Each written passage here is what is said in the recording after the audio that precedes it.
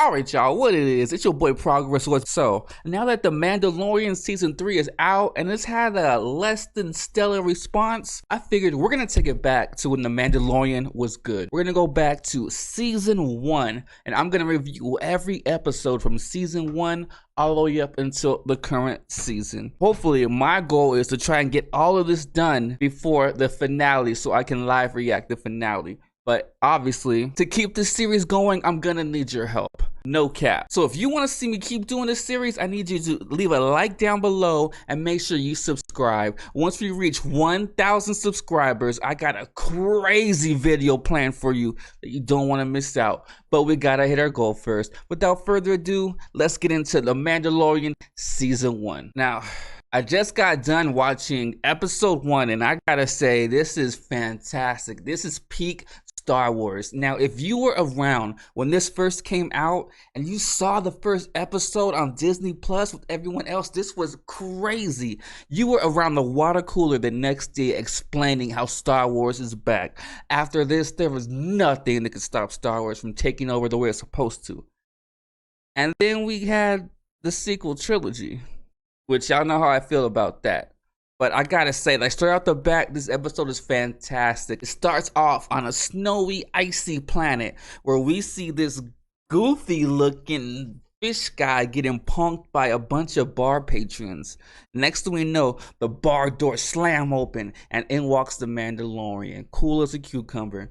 And he comes in and he looks like he's gonna mind his own business, but what he does is he sits at the bar. And these bullies, they get tired of picking on old fish face over there, so they come over and they try their luck with the Mandalorian. Now, first off, everyone knows about the Mandalorians. Why would you even try to why would you even try to fight a Mandalorian? You know how they get down. Like, you guys should know you guys had no chance in hell. And they still did it, so obviously. But this fight scene was just incredible. One of the baddest scenes. The part that definitely stuck out to me was where one guy tried to escape and he tries to run out the door, but Mando shoots his little thing. He grabs him, he pulls him in the door halfway, and then he uses the blaster to shut the door and cut the guy in half. And I was like, whoa. Like, this is not the new Mando. Like, this season 1 Mando is different. This guy does not play around. He's here to mess you up. He's gonna kill you. And he's gonna enjoy himself doing it. Well, I assume he enjoys it. You can't really tell through the helmet, but he looks like he's enjoying himself. So it turns out old fish face is who he's here to get in the first place. So the Mandalorian grabs old fishy face, puts him in the ship, and zooms off to take him to wherever he's taking him. And on the way, fishy face is like, oh, I got to pee. So he gets up to try to like find a way to escape, and this part right here turned into like a horror movie. He's silently walking through the ship, trying to find anything he can use to escape, and he happens to run into this closet full of other creatures that were frozen in carbonite, and it's just like, it's a scary scene. The way he's looking at it, and then he slowly realizes what it is he's looking at, and before he can react, Mando's right behind him, pushes him in the machine, turns it on, and freezes fish face to carbonite. And this is how the episode starts. This is insane. Sorry, I'm saying insane a lot. I got chills from watching this episode again. This episode is crazy. So anyways, Mando goes and he drops off Fish Face and a bunch of other people to one of the coolest cucumbers in the galaxy, Grief Karga, which is the leader of the bounty hunters. And I think he was from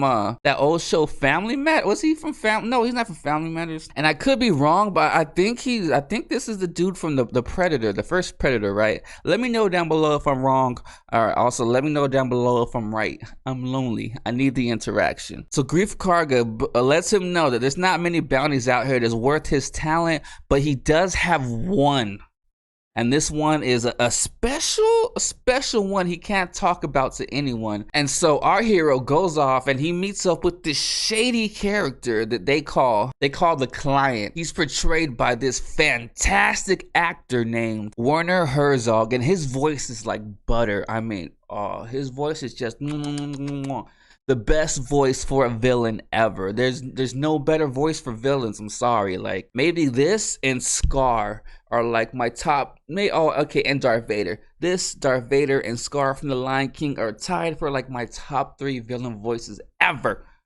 It's crazy how good he is. And when he gets there, he sees this place is guarded by stormtroopers, and the best part about these stormtroopers is that their armor feels like it feels and it looks like how it should look when you're in all white on a desert planet. It's dirty, it's grimy. They just look like they're ready to tear you up. They're ready for that action, boy. No cap. And so the client explains to our boy the Mandalorian what he is going to do. He is being hired to transport a 50-year-old person from this secluded area where he's been kidnapped to a specific area he's supposed to bring him to. Sorry, I didn't remember the names of it, whatever, but that's the gist of it. And our boy Mando was like, cool, I'll take out a 50-year-old, no problem. And so the client lets him know, I prefer it alive, but if dead, whatever, things happen. But he didn't say it like that. He said it in that silky, smooth, butter villain voice that I love so much. And to show Mando that he's serious, he shows him all this Beskar armor, which is like the lightsaber-resistant armor the Mandalorians wear. It's a big symbol of pride to them. So Mandalorian is like, oh shit, this is better than gold. Hell yeah, I'm gonna do this. So as a down payment, he gets like one slither of it. And then so Mandalorian is like, ka-ching! Your boy is about to get the bag. So the first thing he does is he hits up his homies to get some drip. He meets up with his homie called the Armorer, just makes all the armor for the Mandalorians, and she takes that little slither and she turns it into a shiny, bright, beautiful pauldron. Feeling sexy and super ready to go, our boy Mandalorian is like, huh, let's rock. And so he goes to the desert planet where he is sent to pick up the 50-year-old. But as soon as he lands on his planet, he gets wrecked by these sperm monsters. I mean, these monsters look like sperm with mouth and legs, and they beat his ass. Right when he's about to die, he gets saved by a local named Kulil, who teaches him how to ride these sperm monsters. And now that our boy Mandalorian is one of the sperm monster masters, he takes one of them and rides them into the desert to the super secret base where he's got to pick up this 50-year-old guy and get him somewhere. When he gets there, he meets this robot who totally steals the show named IG-11. I think it's IG-11. The numbers could be wrong. Let me know down below if I'm wrong. Let me know if I'm right. Either way, keep it moving. And when he meets this robot, we get a sense that he doesn't like droids too much. But he reluctantly teams up with this droid bounty hunter. And then when he does, they get attacked by just like all these, I mean, I guess desert pirates is what you would call them. They all come out blasting him and attacking him. And it looks like they're gonna die. And then so the robot's like, must self-destruct. Can't let them get my technology. And Mando's like, no, I got this. And it's hilarious because like Mando's sitting here trying to like take everyone out and trying to figure out how to, how to get the job done. And the robot's like, oh, self-destruct now. And he's like, no, damn it. I said, stop it. And then, but that robot is crazy because he's just like, pew, pew. And like he spins his torso around. Pew, pew, pew. He's spinning his torso around, just shooting up everyone. And next thing you know, you see Mando, and Mando just jumps out and he steals he steals one of the bad guys' miniguns, and he's just like,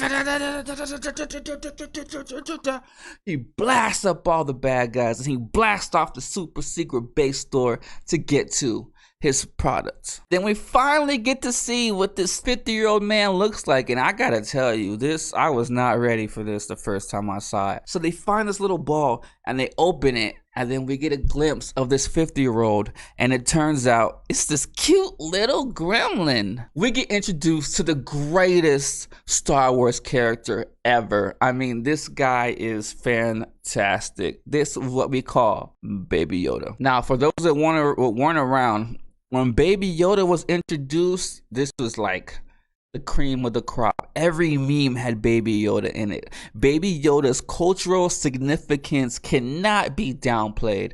I feel like they're gonna ruin him the more his story goes on, but seeing this Baby Yoda was like a shock.